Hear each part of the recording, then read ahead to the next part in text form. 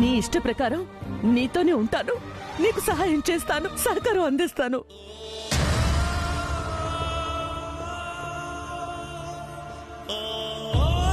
అత్తయ్య ఏంటో మాటలు? నువ్వు మాట్లాడుకో. నోరు మెదిపావో పీక పిసికి చంపేస్తా. చెప్పు తులసి, నన్నేం చేయమంటావు? ఏమన్నావు దుర్గమ్మ? నేను ఏది చెప్తే అది చేస్తావా? అది ఆ మాటే అంది. మళ్ళీ మళ్ళీ చెప్పాలా? మీకు అనవసరం. నువ్వు చెప్పు దుర్గమ్మ. అవునే, చేస్తాను. నాకు నాకు నువ్వు నా కొడుకుని విడిపిస్తే చాలు, నువ్వేం చేయమన్నా చేస్తాను. మాట తప్పవు కదా? అంతే.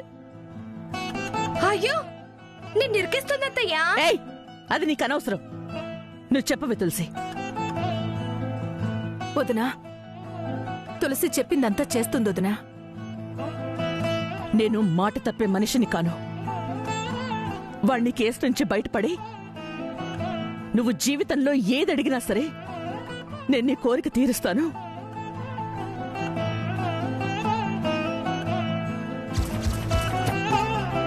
వెనక ముందు చూసి మాటివ్వే దుర్గా. నాకు నా కొడుకు ముఖ్యం. వాడి కోసం నేనేమైనా చేస్తాను. నా ప్రాణాలు ఇవ్వమన్నా ఇస్తాను.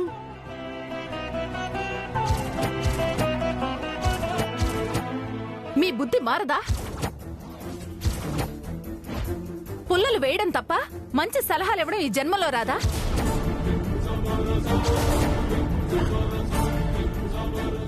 తులసి, నీకు నేను మాటిస్తున్నాను, నన్ను నమ్ము.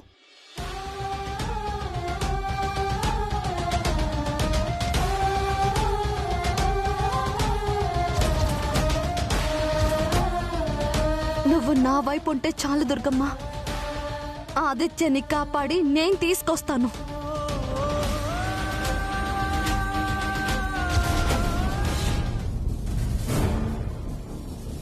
నమస్కారం అమ్మా. ఏయ్, మీ క్యారేజ్ పంపించారు. ఎవరు నువ్వు? ఏంటా క్యారేజీ? ఏ హలో, ఎవరు? ఏయ్, ఎవరు?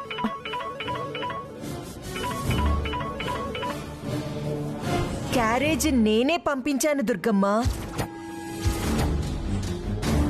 ఎవరు దుర్గమ్మ? నీ కొడుకు అరెస్ట్ అయ్యాడు కదా, ఆ దిగులుతో, ఆ బాధతో పాపం నువ్వు భోజనం చేసుండవు కదా, అందుకే మళ్ళీ నీరస పడిపోకుండా ఉండాలని ఎంగిలి పడమని క్యారేజ్ పంపించాను. ఏయ్, పిచ్చి పిచ్చి వాగుడు వాగితే చంపి పారేస్తాను.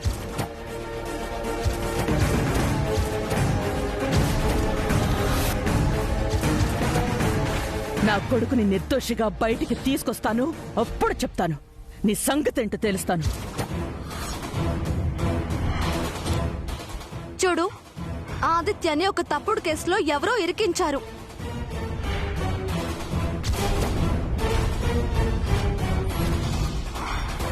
అదేదో నీ విజయం అనుకొని మరీ ఇంతలా మెడిసిపడకు.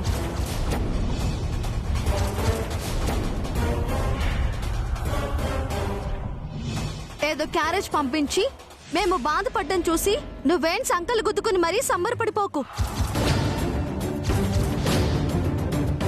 ఆదిత్యని బయటికి తెచ్చాక నీకు మంచి రిటర్న్ గిఫ్ట్ పంపిస్తాను.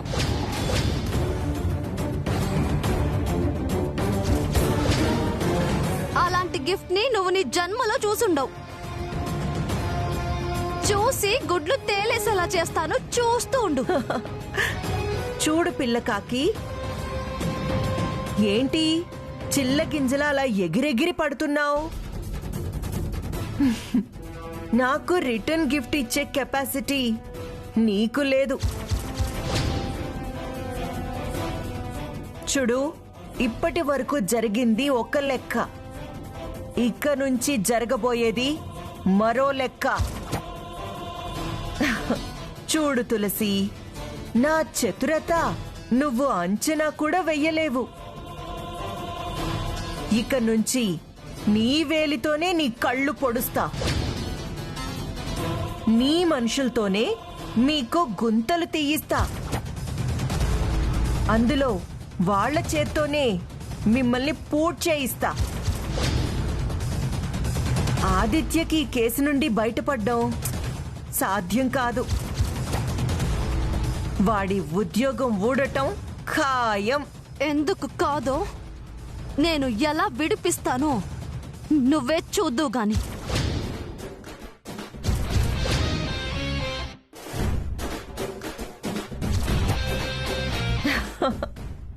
కాదు అంటున్నాను కదా. విడిపించి తీరుతాను అని ఛాలెంజ్ చేస్తున్నాను.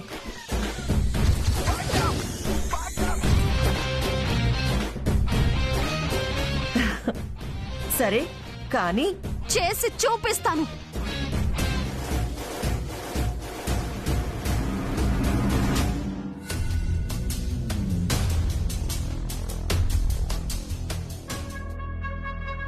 దుర్గమ్మ, నాకు ఒక ఐడియా వచ్చింది. మనం అర్జెంటుగా ఒక చోటికి వెళ్ళాలి. పద. ఎక్కడికే? క్లూ దొరుకుతుంది దుర్గమ్మ. అన్నీ అక్కడే చెప్తాను. పద. ఎక్కడికి ఎక్కడికి తులసి? నేను కూడా వస్తాను. నువ్వెందుకు? నేను దుర్గమ్మ వెళ్తాం. అలా అనుకు తులసి. భావని విడిపించే విషయంలో నాకు చేతనైన సహాయం చేస్తాను. ప్లీజ్. వాడంటే దానికి ప్రాణమే రానివ్వు. సరే పద. వెళ్ళవే వెళ్ళు.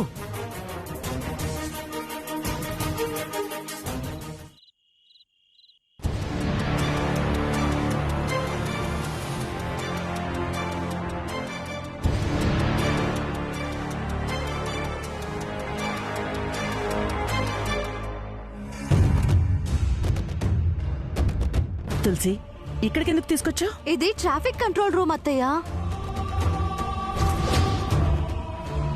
విజయవాడలో అన్ని ట్రాఫిక్ సెంటర్లున్న సీసీ కెమెరా ఫుటేజ్ ఇక్కడే ఉంటుంది.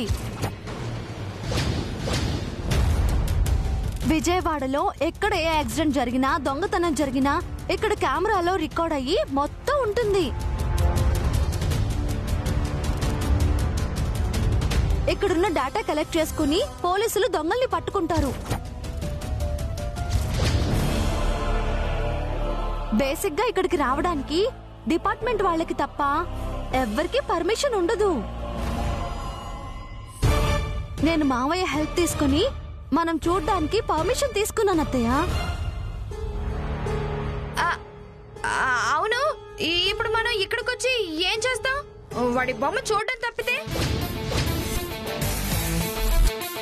ఆ అత్తయ్య చెప్పిన గుర్తులతో మావయ్య డబ్బులు ఇచ్చిన వాడి ఫోటో గీయించాడు కదా, అది పట్టుకుని వెతికితే దొరుకుతాడు. మన ఈ కెమెరాలో చూస్తే వాడు దొరుకుతాడా ఏంటి? అత్తయ్య, ఇది చెప్పినట్టు మనం ఇక్కడ కూర్చుని వీడియోలు చూస్తూ ఉంటే టైం అయిపోతుంది. అసలే మనకి ఎక్కువ టైం కూడా లేదు. ఏయ్, నువ్వు ఆగవే. అసలే సగం బ్రెయిన్ దానివే. అది ఏం చేసినా ఆలోచించి చేస్తుంది. నువ్వు కాసేపు నోరు మూసుకునుండు. తులసి, ఇప్పుడిక్కడికి రావడం వల్ల మనకి యూజ్ ఏంటంటావు? ఆదిత్య మనకి ఇంట్రోగేషన్ రూమ్ లో చెప్పిన దాన్ని బట్టి తనకి డిపార్ట్మెంట్ లో గాని బయట గాని ఎవరు శత్రువు లేరని అర్థం అవుతుంది.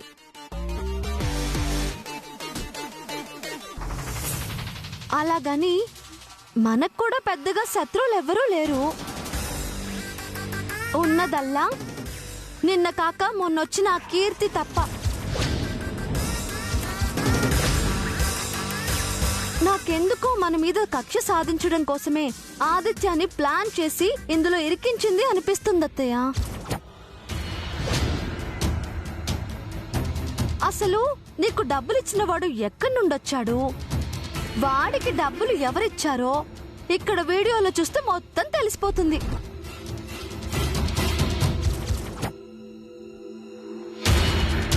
అప్పుడు ఈ ప్లాన్ వెనకాల ఎవరెవరున్నారో మొత్తం తెలిసిపోతుంది అత్తయ్య. నువ్వు నిజంగా సూపర్ తులసి. ఎంత టెన్షన్ లో ఉన్నా నీకు భలే ఐడియా వచ్చింది. పద పద, ఇప్పుడు లోపలికి వెళ్ళి చూద్దాం. అయిపోయింది, అంతా అయిపోయింది. పొరపాటున ఆ ఫుటేజ్ లో నేను డబ్బులు ఇస్తున్నట్టు పడ్డానా, ఇంక నా పని అంతే. అత్తయ్య లోపల నన్ను కొట్టి చంపేస్తుంది. ఇంక నా పని గోవిందో గోవిందో. ఏంటే దిష్టి మొహం వేసుకుని ఇక్కడే కూర్చున్నా? మాతో పాటు లోపలికి రావా? వస్తున్నాను అత్తయ్య, పదండి. పద పద. మేడం మీరెవరు? నా పేరు తులసి అండి. నేను కృష్ణప్రసాద్ గారి కోడల్ని. సార్ ఆల్రెడీ ఫోన్ చేసి చెప్పారు. మీకు ఏ హెల్ప్ కావాలి? అది ఆదిత్య ఈరోజు డ్యూటీ చేసిన సెంటర్లో రికార్డ్ అయిన సీసీ ఫుటేజ్ ఒకసారి చూడాలి. ఒక్క నిమిషం మేడం.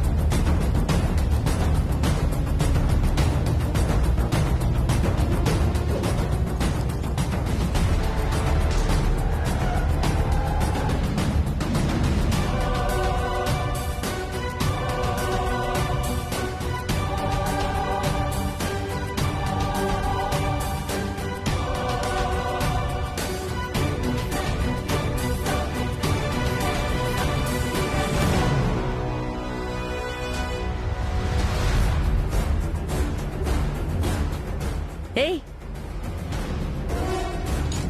నువ్వెందుకు అంత టెన్షన్ పడుతున్నావు? అయ్యో అబే, టెన్షనా? నేనెందుకు టెన్షన్ పడతాను అత్తయ్య? అదేం లేదు, నేను నార్మల్ గానే ఉన్నాను. నిన్ను చూస్తేనే అర్థమవుతుంది నువ్వు టెన్షన్ పడుతున్నావని. అది టెన్షన్ కాదత్తయ్య, క్యూరియాసిటీ క్యూరియాసిటీ.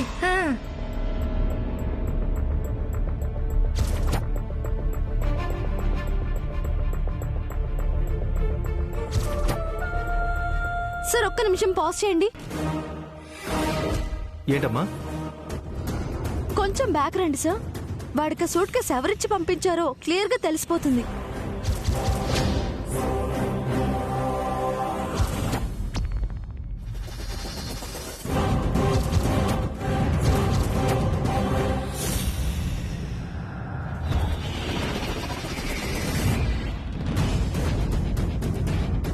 దేవుడా దేవుడా దేవుడా, నువ్వే నన్ను కాపాడాలి దేవుడా. అమ్మో,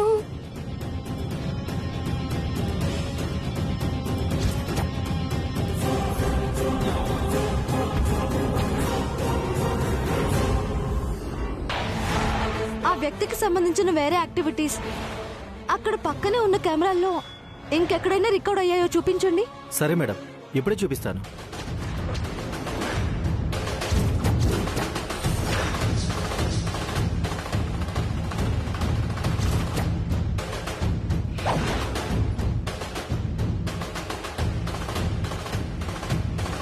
లేదు మేడం, డబ్బులు ఇవ్వడం అక్కడి నుంచి వెళ్ళిపోవడం వరకే ఇందులో రికార్డ్ అయింది. దానికి ముందు అతనికి ఎవరు డబ్బులు ఇచ్చారనేది ఎక్కడా కనిపించలేదు మేడం.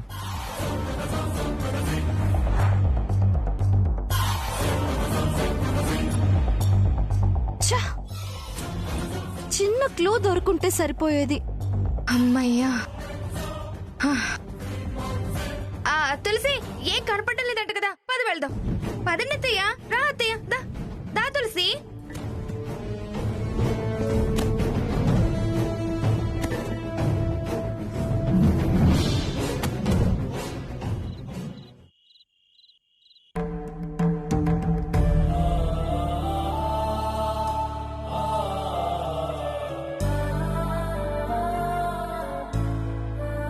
ఏమైనా ఆధారాలు దొరికాయే వదినా? లేదు ప్రియా. అయ్యో వదినా, అత్తయ్య, వదినా ఊరుకో వదినా. అత్తయ్య.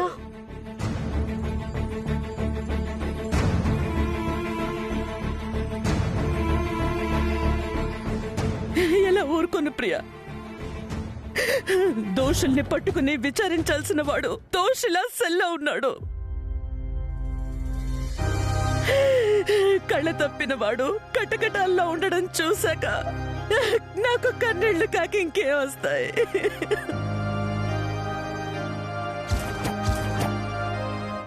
ఊరుకో అత్తయ్య. నేను ఈ బాధ భరించలేకపోతున్నాను. ఏడ్చి ఏడ్చి ఎలా నీరసం అయిపోయావో చూడు. అత్తయ్య పొద్దున్న నుంచి ఏమీ తినలేదు, అందుకే ఇలా నీరసంగా ఉంది. కాస్త ఏమైనా తినత్తయ్య. వాడు అక్కడ అలా ఉంటే నేనేం తినగలనే?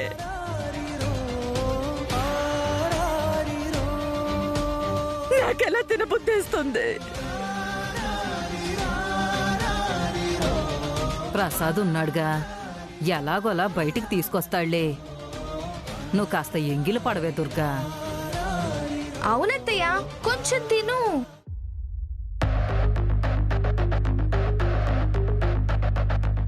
బయటికి తెచ్చినంత మాత్రాన వాడి బతుకు మీద పడ్డ మచ్చ పోతుందా? అత్తయ్య, ఆదిత్య మీద ఉన్న నిందని తొలగించి నిర్దోషిగా బయటకు తీసుకొస్తాను, సరేనా? నువ్విలా భయపడొద్దు, బాధపడొద్దు. ముందు భోజనం చెయ్యి. వద్దు, నేను తినలేను. పస్తులుంటే సమస్యలు పరిష్కారం అవుతాయా?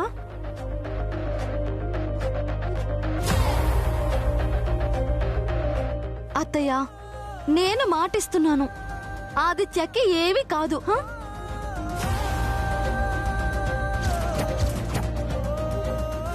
వాడి ఉద్యోగానికి, భవిష్యత్తుకి ఎలాంటి ఇబ్బంది రాదు.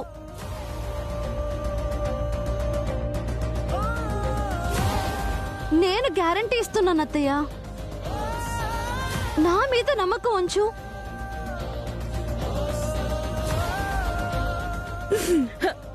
నమ్మకమేనే, నాకు నమ్మకమే. నువ్వు నువ్వు ఏమైనా చేయగల సమర్థురాలువే. అయితే ముందు అన్నం తీసుకొస్తాను, తిందువు గాని.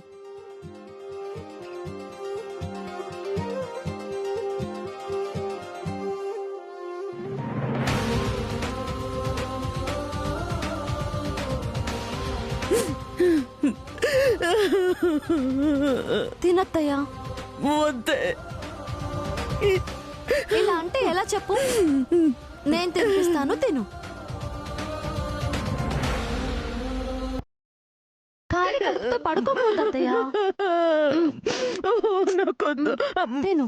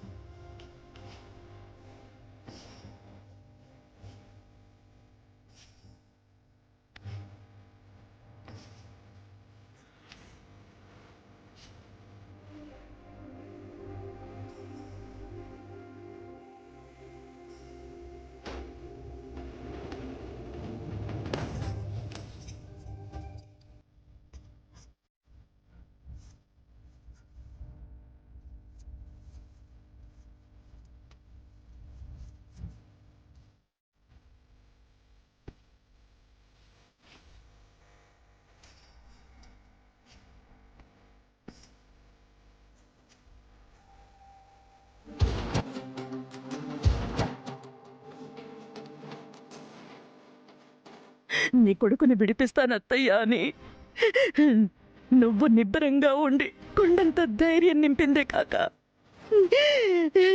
ఇలా అమ్మవయ్యుండి కడుపు నింపుతున్నావు తులసి.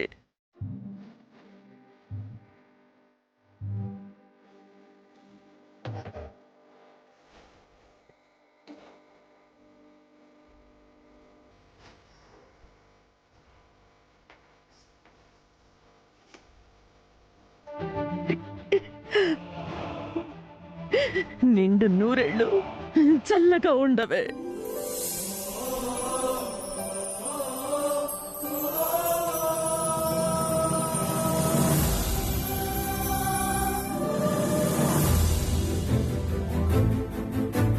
ఎలా అయినా అత్తయ్య అమ్మనే కదా.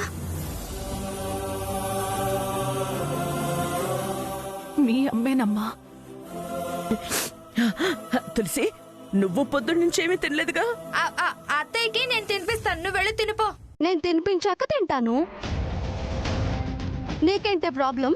నువ్వు తినలేదు కదా అని తినమంటుంది. దానికి నేను తినిపిస్తాను.